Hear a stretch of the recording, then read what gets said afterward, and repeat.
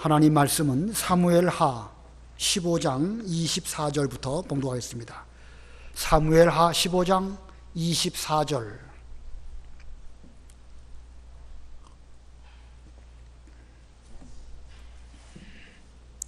사무엘하 15장 24절입니다.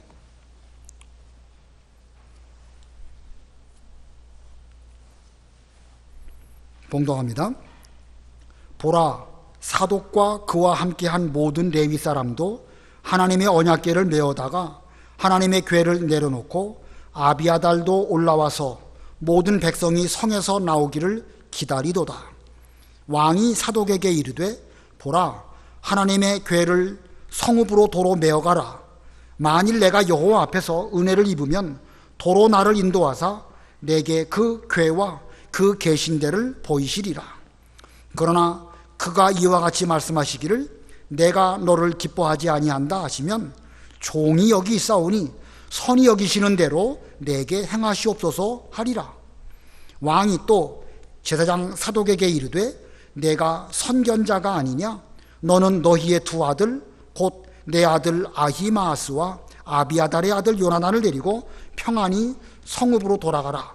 너희에게서 내게 알리는 소식이 올 때까지 내가 광야 나루터에서 기다리리라 하니라.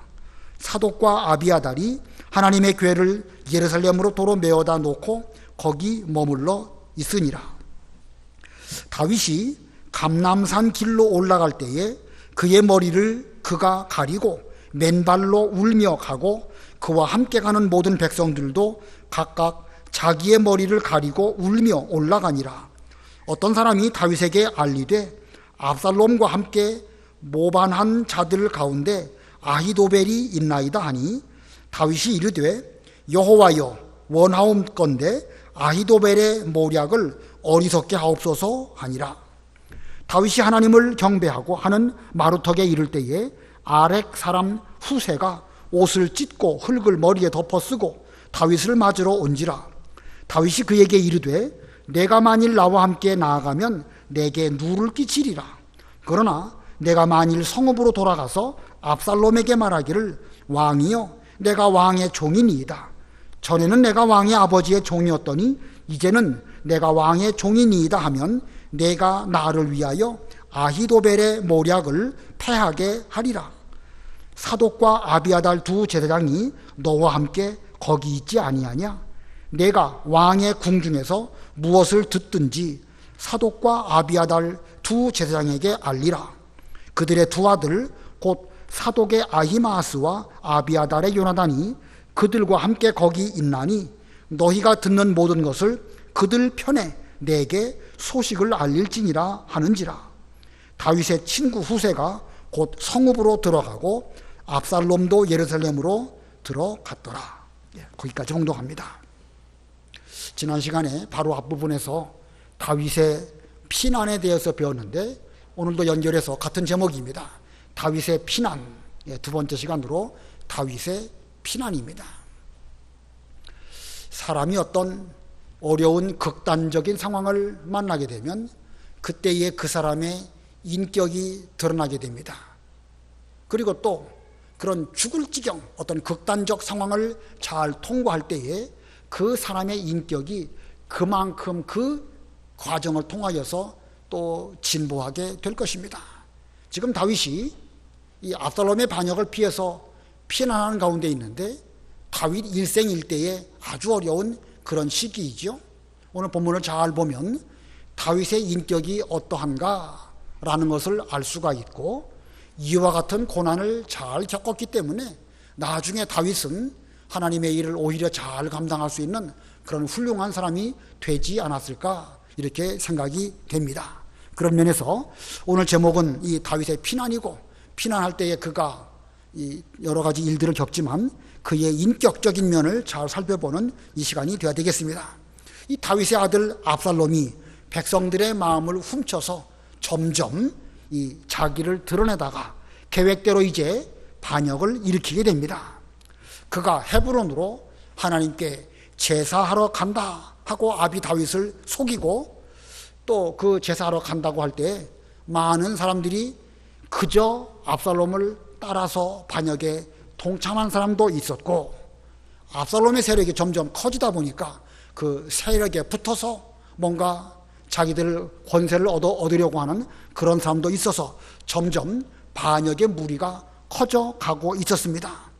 압살롬이 그 반역한 여러 사람들을 이끌고 예루살렘으로 올라올 때에 다윗이 말합니다. 일어나 빨리 도망가자. 우리가 급히 그가 우리를 급히 따라와서 우리를 해할까 두렵다. 다윗이 그렇게 말합니다. 그리고 그는 피난길로 올라가게 됩니다. 여러분은 여기에서 이 다윗의 모습이 어떤 사람이었는지를 보게 되는데, 전에 그는 골리앗과 맞서 싸웠고 또 사울의 핍박을 잘 견딘 그런 사람입니다. 근데 지금은 압살롬을 피해서 도망가고자 합니다. 자, 이 압살롬을 피해서 도망가는 다윗, 그가 왜 그랬을까? 전처럼 골리앗과 맞서 싸우는 용기를 가지고 싸우든지, 사울의 그 어떤 핍박을 오랫동안 잘 참았던 것처럼 압살롬의 어떤 그 일이 생긴다 할지라도 잘 참지 왜 피하고 도망을 갈까? 지금 반역을 일으킨 그 사람은 다윗의 아들인 압살롬입니다. 다윗 입장에서 그 압살롬과 맞서 싸울 힘이 없었을까? 다윗에게는 군사가 부족했을까? 군사가 많든 적든 그 남자로서 자존심을 가지고 싸우려고 마음 먹고 죽기를 각오하고 싸운다고 하면 얼마든지 그럴 수도 있는 일일 텐데, 지금 다윗은 압살롬과 더불어 싸울 생각은 하지 아니하고 그냥 피난 가고 도망가는 이런 가운데 있습니다. 그런데 이런 일을 우리가 잘 생각해 볼 때에 지금 다윗에게 있어서 압살롬과 싸울 힘이 있느냐 없느냐, 그게 중요한 것이 아닙니다. 지금 이 싸움에서는 이기느냐 지느냐 이런 것이 문제가 아니고, 중요한 것은 아들과 더불어 싸워야겠느냐 말아야겠느냐, 이게 중요한 것입니다. 왜 그러겠죠?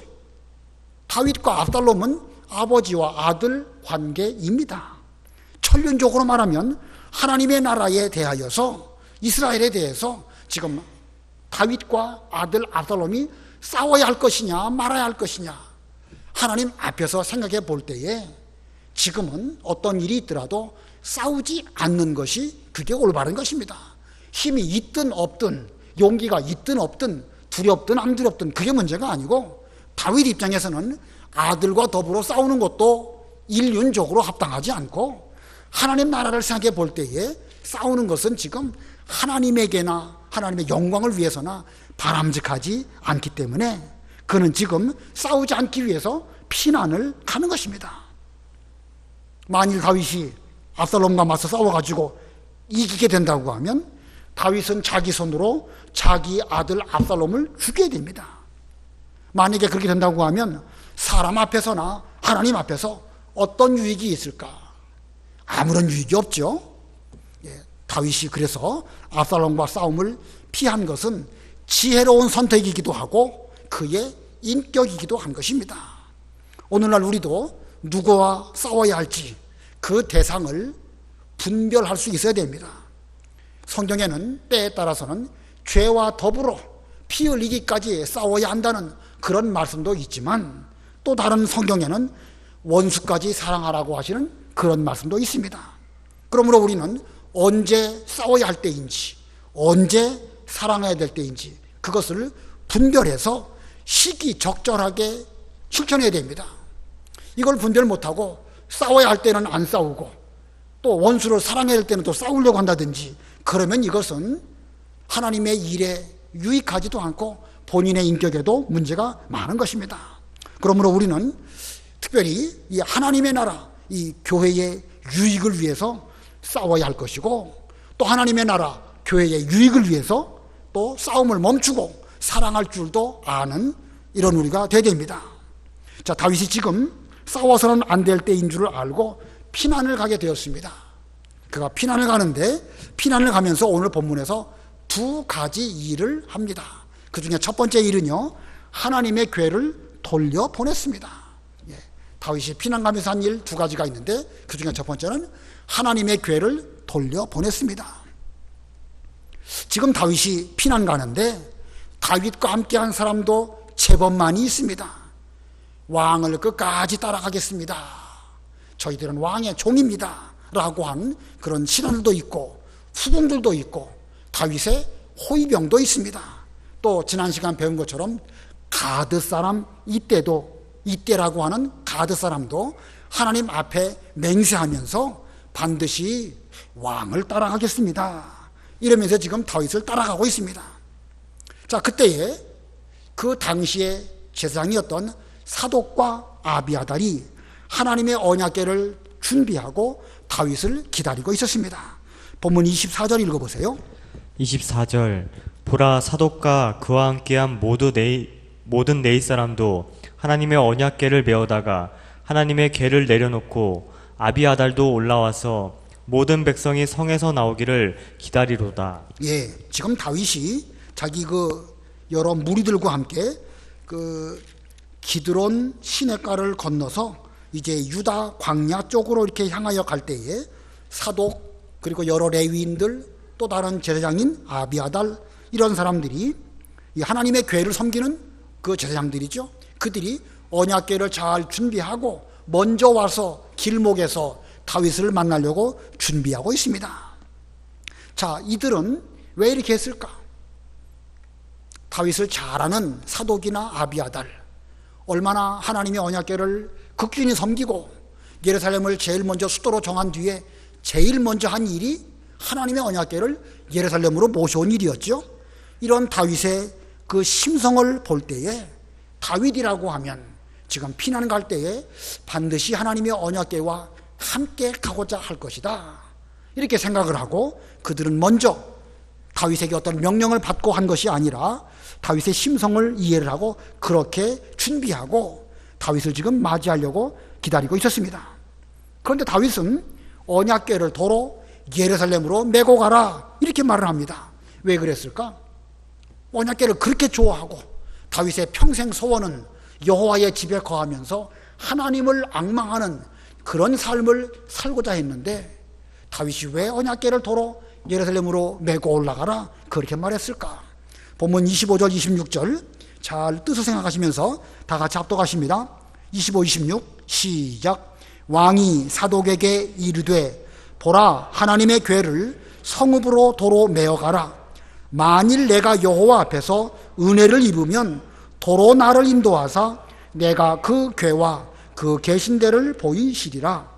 그러나 그가 이와 같이 말씀하시기를 내가 너를 기뻐하지 아니한다 하시면 종이 여기 있사오니 선이 여기시는 대로 내게 행하시옵소서 하리라.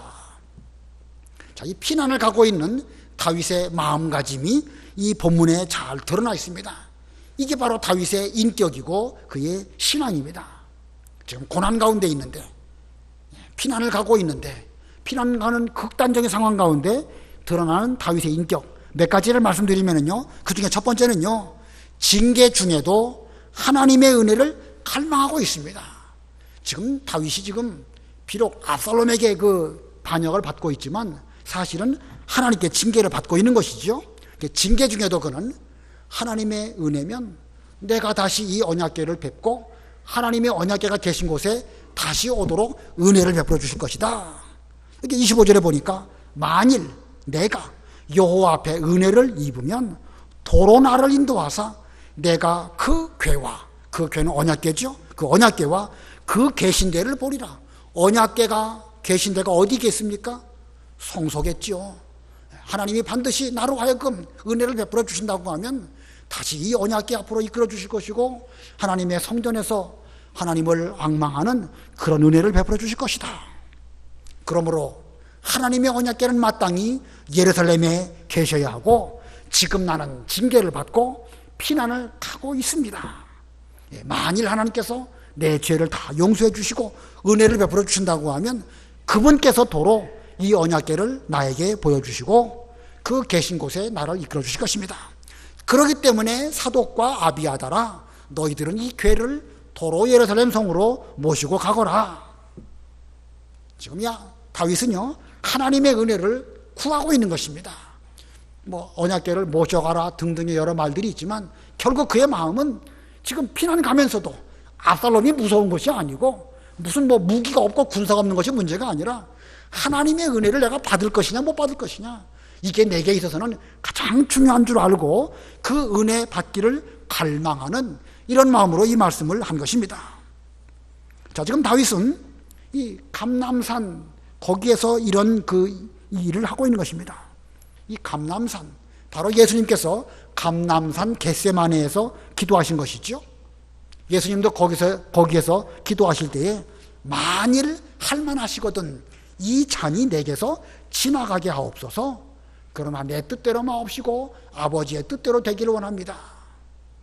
이 말씀은 예수님께서 무슨 십자가를 지나가게 해주십시오 그런 뜻이 아닙니다. 십자가를 피하려는 것이 아니라 하나님의 은혜를 간구하시는 이런 모습으로 기도하셨습니다. 예수님의 그러한 기도의 모습이나 다윗이 지금 피난 가면서 하나님의 은혜를 구하는 모습이나 같은 마음가짐으로 해석할 수가 있습니다. 그 다음에 두 번째로, 이 고난 가운데 드러난 다윗의 인격 두 번째는요, 하나님의 징계를 온전히 받고자 한 것입니다. 지금 이 징계가 사람으로 말미암아 온 것이 아니고 자기 죄 때문에 온 것이고 하나님으로 말미암아 왔는데, 저는 이 징계를 주님의 종으로서 온전히 감당하겠습니다, 이런 마음가짐으로 지금 이 말을 한 것입니다. 자, 다윗의 심정을 생각하면서 아까 합독하셨지만 26절만 다시 한번 합독하십니다. 26절 시작. 그러나 그가 이와 같이 말씀하시기를 내가 너를 기뻐하지 아니한다 하시면 종이 여기 있사오니 선히 여기시는 대로 내게 행하시옵소서 하리라. 지금 은혜를 구하고 있어요, 25장에서요. 근데 만일 하나님께서 다윗을 기뻐하지 아니하셔서 지금 내가 너를 기뻐하지 아니한다 라고 말씀하신다고 하면, 저는 하나님의 종으로서 하나님의 선하게 여기시는 대로 저에게 행하시옵소서, 나는 끝까지 그 징계를 잘 받을 마음 준비가 되어져 있다. 그러므로 언약궤를 가져가든지 아니면 안 가져가든지 그게 내게는 중요한 것이 아니다.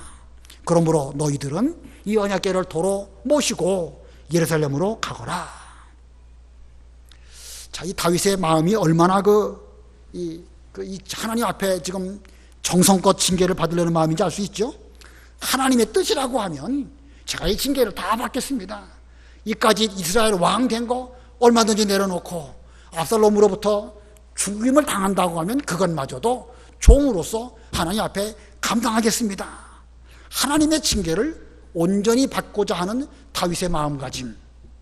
예수님께서 십자가를 끝까지 지시고 다 이루었다라고 하신 그와 같은 마음가짐이 다윗 마음에도 있음을 알 수가 있습니다. 자, 이 다윗의 이와 같은 그 마음가짐, 이런 모습을 하나님은 어떻게 보셨을까요? 하나님의 은혜를 간절히 바라면서 하나님이 저에게 대해서 징계를 다 받기를 원하신다고 하면 제가 다 감당하겠습니다, 이런 마음으로 지금 피난길을 가고 있는 다윗의 모습, 하나님이 다 보고 계시겠죠? 보고 계시는 하나님께서 어떤 마음가짐으로 다윗을 보셨을까? 하나님 아버지께서 다윗의 그와 같은 마음가짐이 한편으로는 안쓰러우면서도 또 한편으로는 내가 내 징계를 기쁨으로 잘 받는구나, 이렇게 또 기뻐하시면서 징계를 근실히 받는 그 모습 속에서 하나님은 기뻐하셨을 것입니다. 그 다음에 또 한 가지, 이 세 번째인데, 이 다윗의 지금 그 드러난 인격 세 번째는요, 지금 이 언약궤를 다윗이 지금까지 늘 가까이 했는데 그 언약궤를 사사롭게 이용하지 않으려는 것입니다. 지금 화면에는 제가 안 써놨는데 지금 이 강대상에서 생각해 볼 때에 놓쳐서는 안 되는 것입니다. 하나님의 언약궤를 지금까지 다윗이 얼마나 잘 모시고 언약궤를 통해서 여러 가지 하나님의 뜻을 찾으려고 노력했습니다. 좋은 뜻이에요, 지금까지는. 그런데 지금 징계를 받으면서 피난 가는데 그 언약궤를 통해 가지고 어떻게 하면 좋을까? 언약궤 통해 가지고 징계를 좀 감면 받아볼 수 있을까? 이런 마음으로 한다고 하면 그건 올바른 태도가 아니거든요. 하나님의 언약궤를 사사롭게 자기 목적을 위해서 이용하려고 하는 그런 것밖에 안 되는 것입니다. 자, 언약궤 자체는 곧 하나님이시고 그 언약궤는 하나님에 대한 섬김, 경배, 이런 대상이지 자기가 필요하면 예루살렘으로 모셔오고 자기가 필요하면 언약궤를 모시고 또 피난 가고 무슨 이런 목적으로 이용하는 그런 언약궤가 아닙니다. 그래서 지금 다윗은 그 징계를 통해서 자기 자신을 철저하게 버리고 하나님 중심으로 생각하면서 언약궤를 통해서 무슨 이 징계를 적게 받아보려고 하는 이런 마음가짐으로 그 언약궤를 동행하려고 하지 아니하고 사독과 아비아달에게 이 언약궤를 토로 예루살렘으로 모셔가거라 이렇게 말한 것입니다. 자, 다윗이 지금 상당히 이 고난 가운데서도 그의 올바른 인격이 지금 잘 드러나고 있습니다. 그래서 다윗은 사독과 아비아달에게 언약궤를 모시고 돌아가라 라고 말하면서 이제 어떤 중요한 소식이 있으면 그 중요한 소식을 너희들의 아들, 사독의 아들인 아히마아스와 또 아비아달의 아들인 요나단을 통해서 이 다윗에게 연락해 줄 것을 당부합니다. 27절부터 29절까지인데 그 읽는 것은 생략하겠습니다. 아무튼 이 다윗은 지금 피난 가면서도 무조건 대책 없이 하나님께만 맡기고 갑니다. 이게 아니에요. 하나님의 은혜를 받기를 기도하면서 또 징계를 끝까지 잘 받으려고 하면서 앞으로 이 어려운 난국을 어떻게 해서 잘 통과하고 하나님에게나 이스라엘에게나 자신에게나 아브살롬에게나 이 문제를 잘 해결하고 은혜롭게 될까 생각하면서 어떤 중요한 소식이 있으면 너희들의 아들인 아히마아스와 요나단을 통해서 나에게 말해달라 이렇게 하면서 그는 피난을 가는 것입니다. 자, 언약궤를 돌려보낸 이 다윗의 행위 속에 드러난 그의 인격, 징계 중에도 하나님의 은혜를 갈망하고 하나님의 징계를 온전히 받고자 하고 그런 가운데 하나님의 궤를 사사롭게 이용하지 않는 다윗의 인격, 우리도 이와 같은 다윗의 모습을 잘 생각하면서 하나님의 은혜만 바라보고 우리가 겪어야 할 모든 고난을 다 받겠다는 그런 마음가짐으로 우리도 우리의 길을 걸어가야 될 것입니다. 그리고 이 길을 걸어가면서 어떤 인간적인 목적을 가지고 하나님의 소중한 것, 교회라든지 말씀이라든지 어떤 이런 것들을 이용해 가지고 내 욕심 채우려고 하는 이런 우리는 되지 않도록 삼가 조심하는 우리가 다 되어야 되겠습니다. 그 다음에 두 번째로 피난 가면서 한 일 크게 두 번째 대지입니다. 친구 후세를 돌려보냈습니다. 아까 첫 번째로는 언약궤를 예루살렘으로 돌려보냈는데 두 번째는 친구 후세를 돌려보냈습니다. 본문 30절 우리 다 같이 합독합니다. 30절 시작.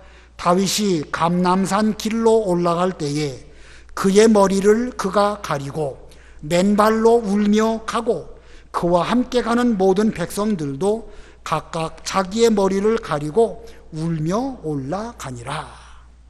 다윗이 지금 예루살렘을 빠져나와서 감람산 길을 통해 가지고 유다 강야 쪽으로 갈 때에 머리를 흐트러뜨려서 얼굴을 가리고 맨발로 걸으면서 울며 갈 때에 다윗과 함께한 모든 사람들도 함께 그와 같이 맨발로 걸으면서 울며 갔습니다.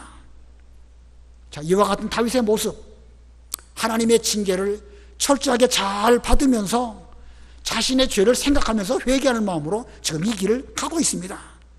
압살롬의 반역, 아들 압살롬의 일로 여기지 아니하고 이 일이야말로 하나님으로 말미암아 내 죄 때문에 내게 주시는 징계로 여기면서 그는 울며 얼굴을 부끄러워서 들을 수 없으니까 머리로 얼굴을 가리면서 맨발로 그 길을 걸어가면서 울면서 하나님 앞에 이 고난의 길을 가고 있는 모습입니다. 얼마나 그 징계를 잘 받는 회개하는 모습인지 잘 보여주죠. 자, 그때 어떤 사람이 다윗에게 아주 중요한 사실을 보고합니다. 31절 읽어보세요. 어떤 사람이 다윗에게 알리되 압살롬과 함께 모반한 자들 가운데 아히도벨이 있나이다 하니 다윗이 이르되 여호와여 원하옵건대 아히도벨의 모략을 어리석게 하옵소서 하니라. 예, 어떤 사람이 다윗에게 보고합니다. 압살롬의 반역의 무리 가운데 아히도벨이 거기에 포함되어 있습니다.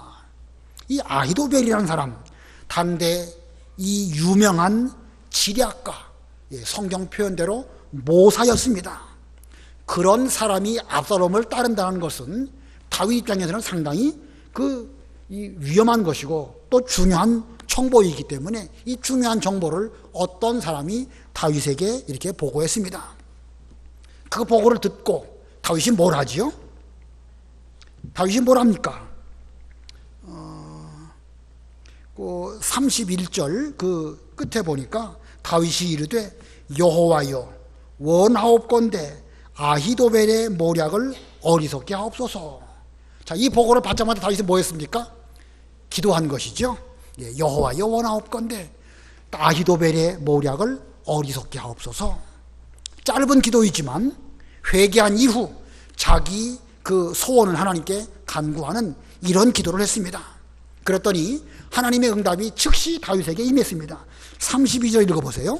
32절 다윗이 하나님을 경배하는 마루턱에 이를 때에 아렉 사람 후세가 옷을 찢고 흙을 머리에 덮어쓰고 다윗을 맞으러 온지라. 예, 다윗이 이렇게 간결하게 여호와여 원하옵건대 아히도벨의 모략을 어리석게 하옵소서 이렇게 기도했는데 그가 그 감람산 마루턱이니까 꼭대기겠죠.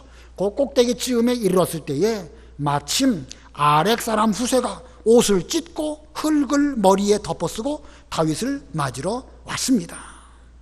이 아렉 사람 후세, 그는 다윗의 고난을 자기 고난으로 알고 옷을 찢고 흙을 머리에 덮어쓰고 다윗을 맞이했습니다.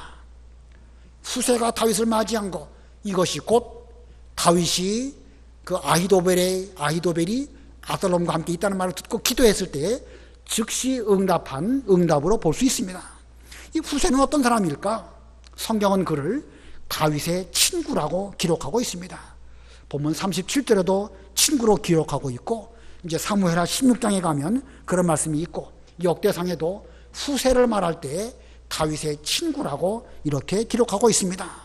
자, 그는 다윗 왕의 친구로서 중요한 정책을 논할 때에 다윗에게 많은 도움을 주었던 그런 지략가, 모사였습니다. 지금 아히도벨이 압살롬의 모사가 된 것처럼 지금 가장 어려울 때에 이 다윗을 배반하지 아니하고 좋은 친구로 하나님께서 마침 때를 맞추어서 보내주신 사람이 바로 이 후세입니다. 아히도벨과 후세, 누가 더 똑똑하고 누가 더 훌륭한 모사일까? 이 아히도발과 후세, 누가 더 훌륭한 사람일까? 사무엘하 16장 23절 읽어보세요. 16장 23절 그때의 아히도벨이 베푸는 계략은 사람이 하나님께 물어서 받은 말씀과 같은 것이라. 아히도벨의 모든 계략은 다윗에게나 압살롬에게나 그와 같이 여겨졌더라. 자, 여기 말씀 잘 보세요. 아히도벨이 베푸는 계략은 사람이 하나님께 물어서 받은 말씀과 같은 것이라. 아히도벨이 아주 똑똑하고 지략이 뛰어난 사람이라서 그는 굳이 기도하지 않고 굳이 하나님께 여쭙지 않아도 얼마나 똑똑한지 하나님의 응답을 미리 알고 있는 그런 사람과 같이 훌륭하고 똑똑한 사람이었다, 그런 뜻입니다. 후세는 어떤 사람이지요? 다윗과 같이 어떤 일을 만나면 하나님께 기도하고 여쭈어가지고 응답받아가지고 그대로 순종하는 그런 사람입니다. 누구의 지략이 더 훌륭하겠죠? 언뜻 보기에는 비슷하죠, 그죠? 아히도벨은 굳이 기도하지 않아도 하나님께서 응답하신 것과 같은 그런 비슷한, 나쁘게 말하면 짝퉁과 같은, 기도하지 않아도 하나님의 응답을 받은 것 같은 그런 사람이 얻는데, 후세는 그 지혜적인 면에서 누가 더 훌륭한지 그것을 논할 것이 아니고, 그 후세라는 인물은 다윗과 같이 하나님께 기도하고 응답받은 가운데에서 하나님이 후세를 다윗에게 보내주신 그런 인물입니다. 누가 더 똑똑하겠죠? 예, 후세가 더 똑똑하겠죠? 당연한 겁니다. 예, 사람이 똑똑하더라도요, 기도하지 않고 스스로 똑똑한 사람, 예, 그 사람 한계 있습니다. 어떤 시기와 우연이 딱 작용할 때에 아무리 똑똑해도 그 사람의 모략은 패할 수밖에 없음을 이제 뒤에 가면 배우게 될 것입니다. 자, 우리도 누구의 지혜가 더 큰가? 기도하지 않아도 모든 일을 잘하는 그런 지혜를 구할 것이냐? 좀 인간적으로 부족하더라도 기도해서 하나님의 응답을 받고 그 응답대로 순종하는 그런 사람이 될 것이냐? 우리는 반드시 후세와 같이 하나님께 기도하고 그 응답대로 실천하고 순종하는 그런 우리가 되어야 되겠습니다. 지금 후세나 아히도벨 누가 더 똑똑한지 당장 드러나지는 않지만 시간이 지나면서 그들은 반드시 드러나게 될 것입니다. 그 다음에 33절로 36절 읽어보세요. 33절 다윗이 그에게 이르되 내가 만일 나와 함께 나아가면 내게 누를 끼치리라. 그러나 내가 만일 성읍으로 돌아가서 압살롬에게 말하기를 왕이여 내가 왕의 종이니이다. 전에는 내가 왕의 아버지의 종이었더니 이제는 내가 왕의 종이니이다 하면 내가 나를 위하여 아히도벨의 모략을 패하게 하리라. 사독과 아비아달 두 제사장이 너와 함께 거기 있지 아니하냐. 내가 왕의 궁중에서 무엇을 듣든지 사독과 아비아달 두 제사장에게 알리라. 그들의 두 아들 곧 사독의 아히마아스와 아비아달의 요나단이 그들과 함께 거기 있나니 너희가 듣는 모든 것을 그들 편에 내게 소식을 알릴지니라 하는지라. 예, 지금 다윗은 이 아히도벨의 모략이 패하게 하려고 후세를 압살롬에게로 보냅니다. 잠입하게 하는 것이죠. 그리고 압살롬에게 어떻게 말해야 할지를 이 후세에게 잘 말해줍니다. 저는 지금까지 다윗과 함께 있었지만 이제 지금부터는 왕 압살롬의 사람입니다. 이렇게 말하고 앞으로 아히도벨의 그 모략을 패하게 되도록 잘 거기서 일을 해달라. 다윗이 지금 후세에게 그렇게 부탁을 합니다. 자, 여기에서 발견하는 다윗의 모습. 이 다윗은 지금 아주 극단적인 곤경을 만났습니다. 그는 기도했습니다.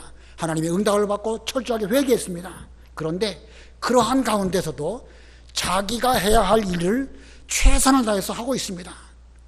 아까 사독이나 또 제사장 아비아달이나 여기에 후세나 이런 사람들을 예루살렘에 머물게 하면서 이 일을 무슨 전쟁으로 칼로 싸워서 어떻게 하려고 하지 아니하고 하나님의 뜻을 찾아서 은혜롭게 이 일을 수습하려고 이렇게 잘 준비하는 모습, 이게 바로 진정한 믿음이죠.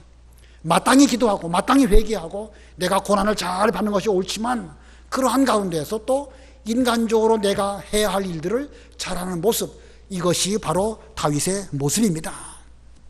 자, 그런데 또 한 가지 여기서 우리가 한 가지 좀 생각해 보고 넘어갈 것은요, 다윗이 지금 후세에게 마치 거짓말 시키는 것처럼 보일 수도 있죠. 지금 다윗이 지금 후세를 보내면서 이렇게 말합니다. 압살롬에게 가서 왕이여 내가 왕의 종입니다. 전에는 내가 왕의 아버지의 종이었더니 이제는 내가 왕의 종입니다. 이렇게 말하라는 거예요. 이거 거짓말하는 거 아닙니까? 어떻게 생각하세요? 거짓말하라고 다윗이 지금 후세를 이렇게 공모한 것일까요? 아니면 어떤 큰 뜻을 위해서 이런 말을 한 걸까? 이걸 나쁜 뜻으로 봐야 될까요? 좋은 뜻으로 봐야 될까요? 자, 이게 쉽지 않습니다. 만일 전쟁을 하는데 이쪽과 이쪽이 싸우는데 매복을 했습니다. 매복하는 것은 어느 면에서 보면 상대방을 속이는 거죠. 그 속이는 전쟁 해야 될까요? 하지 말아야 될까요? 전쟁 때. 전쟁 때 뭐 속이고 말 거 어디 있어요, 지금. 생명 내놓고 싸우는데. 지금, 참 해석이 좀 말 표현이 그렇긴 하지만, 만일 전쟁할 때에 이렇게 위장을 하면 그게 속이는 거라고 생각하면서 그것은 나쁜 것이다, 속이는 것이다, 이렇게 말한다고 하면 상당히 고지식한 신앙인이라고 할 수가 있을 것입니다. 한 나라가 위태하고 한 교회나 한 교단이 흔들리는 때에 자기는 고상한 척하면서 원수를 사랑하라고 하지 않았느냐, 소송하지 말라고 하지 않았느냐라고 하면서 아무것도 하지 않는다고 하면 그 사람은 고상한 사람이 아니고 사실은 아무것도 할 줄 모르는 무능한 사람입니다. 지금 전쟁 중인데 그렇다고 거짓말 하라는 뜻으로 이 말을 하는 건 아니에요. 꼭 분별을 잘 하셔야 됩니다. 제가 표현상의 문제는 좀 어떻게 표현할지 모르겠지만 지금 이 다윗은 하나님의 일, 하나님의 나라를 잘 세우기 위해서, 이 난국을 잘 헤쳐나가기 위해서 후세를 적진에 보내서 거기에서 그들의 지략이 패하도록 하는 이런 노력을 하고 있는 것입니다. 무슨 거짓말로 조장해가지고 악한 뜻을 한 것이 아니고, 자, 이런 면에서 이런 다윗의 이와 같은 것은 지혜요 꾀라고 말할 수는 있지만 그건 거짓말이라 이렇게 말하지는 않는 것입니다. 자, 마지막에 37절 우리 다 같이 합독하십니다. 37절 시작. 다윗의 친구 후세가 곧 성읍으로 들어가고 압살롬도 예루살렘으로 들어갔더라. 자, 이 자기 친구 이스라엘의 왕 다윗을 위해서 죽기를 각오하고 후세는 예루살렘으로 들어갔습니다. 진짜 친구죠. 정말로 어려울 때에 다윗을 맞이하고 다윗과 함께 이 고난의 길을 가려고 머리에 흙을 뒤집어 쓰고 울면서 다윗을 영접한 후세였는데 다윗이 또 간곡하게 부탁하니까 예루살렘으로 들어간 것입니다. 죽기를 각오하고 예루살렘에 들어가서 하나님의 일을 위해서 내가 이 목숨을 바칠 마음으로 내가 들어가겠다. 지금 이렇게 후세가 예루살렘으로 들어갔습니다.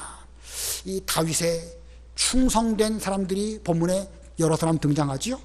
충성된 제사장 사독과 아비아달, 그리고 충성된 정치 지도자 친구 후세, 그들이 죽기를 각오하고 이 다윗 왕에게 충성하였기 때문에 이제 이 뒤에 예루살렘의 여러 가지 일들이 편안하게 되고 다윗은 예루살렘으로 비로소 돌아오게 됩니다. 자, 이와 같은 일들은 다윗이 하나님의 징계를 잘 받는 가운데에서 이제 자신의 할 바를 다 할 때에 하나님께서 앞으로 조금씩 어떤 일이 실마리가 풀려가면서 하나님의 뜻이 이루어지게 될 것임을 보여주고 있습니다. 아무쪼록 오늘날 우리도 어떤 어려운 일을 만날 때에 그때에 그 사람의 본질, 바탕, 인격, 사람 됨됨이 이런 것들이 드러납니다. 자, 그렇게 되기 위해서 우리가 평소에 우리의 인격을 잘 준비해야 되겠죠. 그리고 어떤 어려운 일을 만났을 때, 극단적 상황이 되었을 때에 그때에 끝까지 믿음을 잘 쓰는 사람이라고 하면 그 일을 계기로 해서 그의 신앙 인격은 또 한 단계 올라가고 또 죽을 힘을 다할 때 또 한 번 올라가게 되고, 그렇게 하면서 우리의 광야길에서 우리의 인격은 점점 하나님을 닮아가고 예수님을 닮아가는 그런 길로 가게 될 것입니다. 고난만 생각하시지 말고 다윗이 어떻게 그 고난을 잘 이겼는지 생각하면서 우리 모두가 인격을 잘 함양하고 구비하는 하나님의 사람들이 다 되시기를 바랍니다. 기도하시겠습니다. 살아계신 하나님 아버지, 다윗이 범죄하고 하나님 앞에 큰 잘못을 했을 때에 하나님은 그에게 정말로 어려운 징계를 만나게 하시지만 사람으로 고난당하게 하심이 하나님의 본심이 아니요, 그 일을 통하여 기도하게 하시고 그 일을 통하여 우리가 광야 세상을 살아가는 것은 내 힘으로 사는 것이 아니고 하나님의 은혜로 사는 줄을 알고 고난의 길을, 징계를 잘 받으면서 걸어가는 것이 다윗의 인격이요, 또 우리도 그 길을 걸어가라고 일깨워 주셨습니다. 하나님, 저희들이 지금 몹시 어렵고 국가적으로나 교회적으로 힘든 가운데 있는데 이런 가운데에서 우리의 인격이 흐트러지지 아니하고 예수님의 인격을 잘 본받을 수 있는 저희가 다 되게 주시옵소서. 하나님 아버지, 사람이 어려울 때에 후세와 같이 끝까지 자기의 친구 다윗을 위해서 수고하는 그런 사람이 있는가 하면 아히도벨과 같이 자기 목적을 위해서 신의를 뒤집는 이런 사람도 있습니다. 하나님, 저희들은 예수님의 친구이오니 예수님의 친구로서 주님을 위해서 어려울 때라도 우리의 신의를 저버리지 아니하고 주님을 따라가는 하나님의 모든 사람들이 다 되도록 은혜 베풀어 주시옵소서. 지금 몹시 어렵지만 주님께서 우리 교회에 붙들어 주시옵시고 연세 많으신 분들의 건강도 붙들어 주시고 우리 어린 심령들의 마음도 하나님 흐트러지지 아니하도록 붙들어 주시옵소서. 예수님의 이름으로 기도드리옵나이다. 아멘.